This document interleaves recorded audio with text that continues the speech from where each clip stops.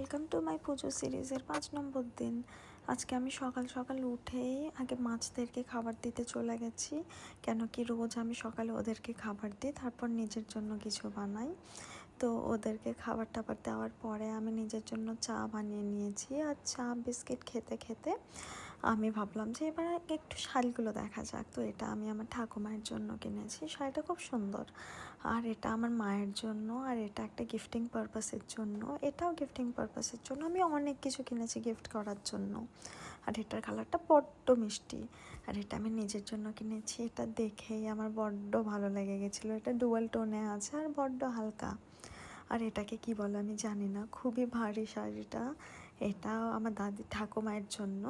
আর দুপুরবেলা আমি লাঞ্চ করেছিলাম পোলাও মাটন এসব দিয়ে। তারপরে বিকেলবেলা পাশের বাড়ি বোনেদের বাড়ি গেছিলাম দেখতে, ওরা কী কী কিনেছে না কিনেছে একটু গল্প টল্প করে একটু হাঁটতে বেরিয়ে গেছি বাজারের দিকে। তো বাজারে গিয়ে দেখলাম আমি রেগুলার যেখান থেকে মাছ কিনি ওখানে অনেক কিছু নতুন এনেছে, তাই একটু কিনেও ফেললাম। তারপর বাড়িতে এসে ওদেরকে ছাড়ার জন্য আমি প্রস্তুতি নিচ্ছিলাম, তার মধ্যেখানে চা খেয়েছি। আর রাত্রেবেলা বৃষ্টি হচ্ছিলো, তাই ডিম ভাজা, আলু ভাজা আর খিচুড়ি করেছি। ওকে, বাই।